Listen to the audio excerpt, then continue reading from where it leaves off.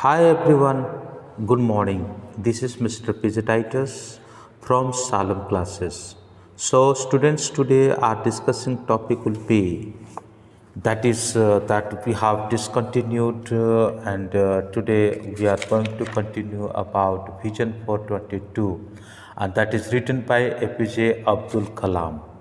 So in this video lecture, we are going to discuss about part 2 and page number 76 according to essential language skill that is for BA, become BSc, BA, B.Ed, those who are studying under bachelor degree for them as for the general English so students आज हम discussion करने जा रहे हैं vision for 2020 सो ये doctor APJ Abdul Kalam के द्वारा लिखे गए हैं और आप उसे अगर आपके पास एसेंशियल लैंग्वेज स्किल बुक है तो उसका 76 पेज से आप उसे देख सकते हैं और ये विशेष करके उन विद्यार्थियों के लिए जो बीए फर्स्ट ईयर में है, बीए बीएड फर्स्ट ईयर में है, बीएससी में है, बीकॉम जो भी बैचलर डिग्री में है और तथा राजस्थान यूनिवर्सिटी से बिलोंग करते हैं तो उनके लिए ये वीडियो बहुत उपयोगी है और साथ ही साथ ये आपके एग्जाम में आने वाले जनरल इंग्लिश का एक चैप्टर भी है। तो चलिए शुरू करते हैं आज के वीडियो लेक्चर और लेक्चर को शुरू करने से पहले एक छोटी सी डिमांड है मेरी, अगर नए रूप से आप मेरे चैनल को विजिट कर रहे हैं तो कृपया करके चैनल को सब्सक्राइब करें और पास में दिखने वाले जो बेल आइकन है उसको दबाएं और साथ ही साथ अपनी क्लासमेट्स तथा और दूसरे दोस्त जो इस चैप्टर को पढ़ना चाहते हैं, जानना चाहते हैं, उन्हें आप इस वीडियो को शेयर भी करें। तो चलिए शुरू करते हैं। सो ये पार्ट 2 है, this is part 2। Already we have discussed part 1। Okay, through that video we have discussed the short biography of doctor APJ and we have discussed about page number 75 fully. So today we are going to discuss about the rest of part and this video will be concluded within third part. ये पूरा जो chapter है इसको 3 part करके मैं पूरा करूँगा, ठीक है। तो चलिए शुरू करते हैं। After independence, India looked forward to development through 5 years plan.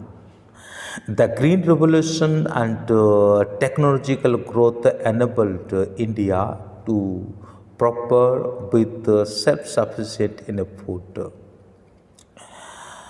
and achievement in many technological forties and particularly in the past 2 decades. A major transformation came during the information age when India established its position with its strong core and components in information technology. Today, India is the knowledge age which provides an opportunity to become a developed nation with a strong economy. तो चलिए इस paragraph का हिंदी अनुवाद भी मैं आपको बताता हूँ। स्वतंत्रता प्राप्ति के पश्चात भारत ने पंचवर्षीय योजनाओं द्वारा विकास का मार्ग अपनाया। हरित क्रांति व तकनीकी अभिवृद्धि ने खाद्यान्न में आत्मनिर्भर कर समृद्ध किया व विशेषकर गत 2 दशक में अनेक तकनीकी क्षेत्र में उपलब्धियां हुई। एक मुख्य परिवर्तन सूचना युग के दौरान आया। अब भारत ने सूचना तकनीक में अपनी शक्तिशाली योग्यता से स्थिति दर्ज की। आज भारत ज्ञान युग में है जो शक्तिशाली अर्थव्यवस्था के साथ विकसित राष्ट्र बनने का अवसर प्रदान करता है।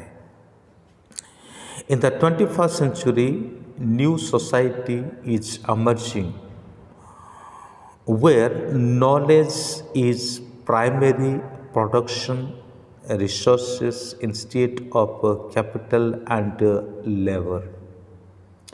21वीं शताब्दी में एक नया समाज उभर रहा है जहां पूंजी और श्रम के बजाय ज्ञान प्रमुख उत्पादन स्रोत है। कहने का मतलब ये है कि ये जो 21वीं शताब्दी जो है इसमें ज्ञान को विशेष प्रायोरिटी दिया जा रहा है और दूसरे चीज़ों के अलावा ज्ञान को ज़्यादा प्रायोरिटी दिया जा रहा है। ज्ञान के द्वारा ज्ञान का जो प्रोडक्टिविटी है वो अधिकतर रूप में और उसके ऊपर विशेष रूप से ध्यान दिया जा रहा है। People's life will be enriched by IT, driven knowledge, products and a system, biotechnology and space technology as a future revolution. It is predicted that humanity will see human habitat in one of planets and the space solar power radiation to earth for electric power. लोगों का जीवन सूचना तकनीक द्वारा संचालित ज्ञान उत्पादों और व्यवस्थाओं, जैव तकनीक और अंतरिक्ष तकनीक से समृद्ध बनाया जाएगा। भावी क्रांति के रूप में ये भविष्यवाणी की जाती है कि मानवता ग्रहों में से किसी एक पर मानव बस्तियां दिखेगी और अंतरिक्ष और ऊर्जा को पृथ्वी पर विद्युत ऊर्जा में बदल सकेगी। Human life will be further extended for research outcome.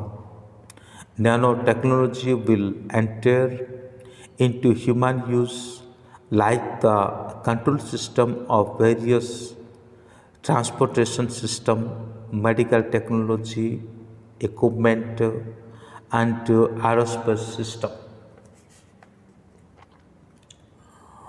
मानव जीवन का अनुसंधान परिणामों से आगे विस्तार होगा। लघु तकनीक मानवीय उद्योग में प्रवेश करेगी, जैसे यातायात के विभिन्न साधनों की व्यवस्थाओं, चिकित्सा तकनीक उपकरण और वायुयान व्यवस्थाओं का नियंत्रण आदि। In most developed nation, the information and communication technology ICT sector directly contributes 7 to 8% to their GDP.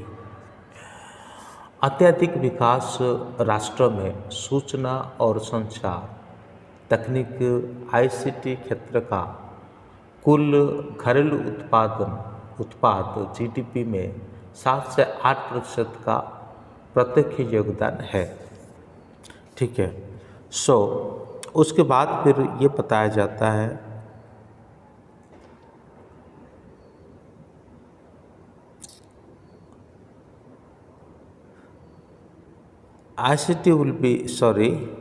it is expected that by 2010 in these countries, ICT will account for 25% of the GDP, either directly by way of sale of hardware and software, or indirectly by being an integral part of e-governance,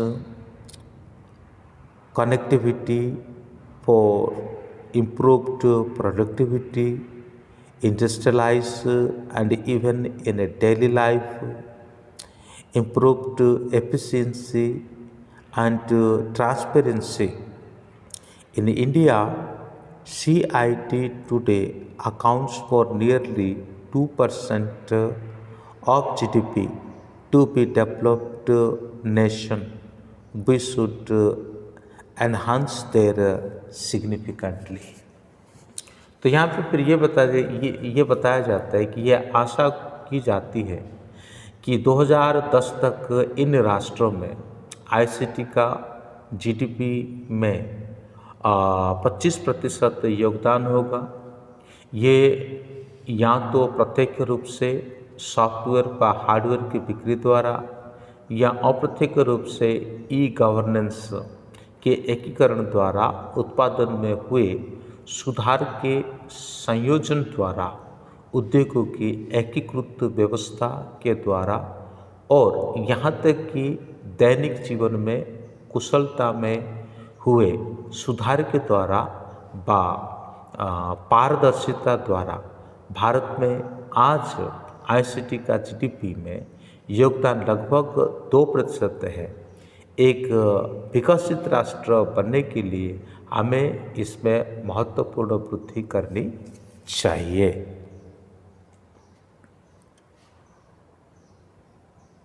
उसके बाद next paragraph में इस प्रकार कहा जाता है, are core competencies that can be exploited in addition to what has been planned in 1998 include information security, scientific software development, and e-governance that can spell a strong domestic market, entertainment, education, hardware, and chip design and wireless.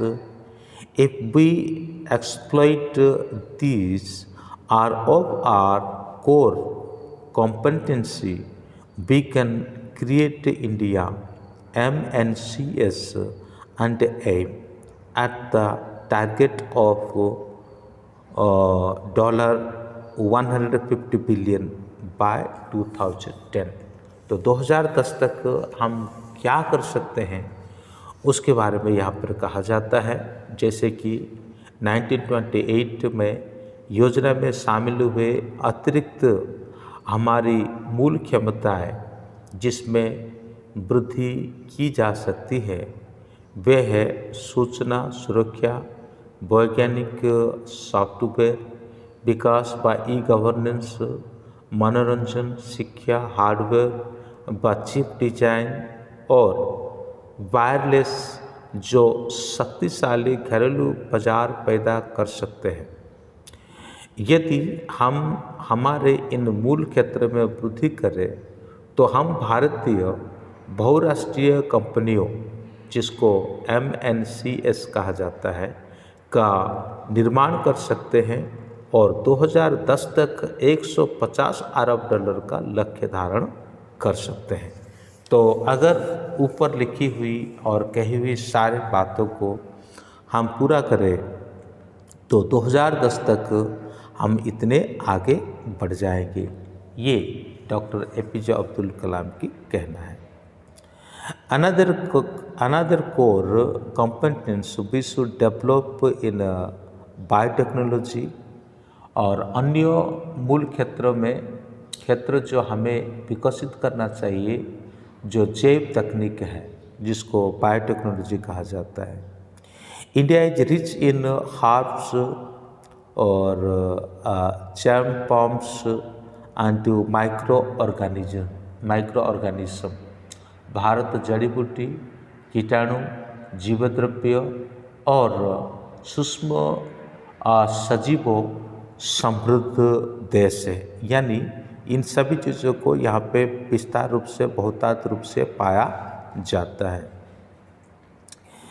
Industrially developed countries are importing और these by research in raw form adding value to them and exporting them as special seed and biomaterial to developing countries including India। औद्योगिक दृष्टि से विकासित राष्ट्र कच्चे माल के रूप में इन जैव स्रोतों का आयात कर रहे हैं। इनको उपयोगी बनाकर भारत समेत अन्य विकासशील राष्ट्रों को इन्हें विशेष बीजों व जैव पदार्थ के रूप में निर्णायित कर रहा है। They also own fully now protected patents of these products Instead of following aspect of such resources and importing value added products at a high cost, India must add it into own technology for conversion of such resources to value added products for use in domestic requirement as well as for export of the global herbal products market of $61 billion. China has a share of around $3 billion, where India's share is not even $100 million. Hence, there is a tremendous opportunity for a higher market share. India has a similar potential for promoting floriculture and aquaculture in a big way. ऐसे संशोधनों का निर्णायक और मूल्य वर्धित पदार्थों को ऊंची कीमत पर आयात की आज्ञा ना देकर भारत को अपनी तकनीक के द्वारा इन संशोधनों के घरेलू आवश्यकताओं और वैश्विक उपोध्यों उत्पाद बाजार जो कि $61 अरब का है के निर्यात के लिए मुख्य वर्धित उत्पादों में परिवर्तन करना चाहिए। इस बाजार में चीन का लगभग $3 अरब का हिस्सा है, जबकि भारत का हिस्सा $100 मिलियन का भी नहीं है। अंत इस बाजार में हिस्सेदारी बढ़ाने का बहुत बड़ा अवसर है। भारत के पास फूल खेती और जलीय जीव खेती में अत्यधिक वृद्धि करने का संभावना भी इसी तरह की है। Our Prime Minister in his Independence Day address from the Red Fort in August 15, 2002 declared that India would become a developed nation by 2020. India has entered the 10th five-year plan with a focus on all-around development. The 10th plan is a very vital period as it has laid the foundation for this journey of transformation by initiating mission projects that will bring economic strength to the nation.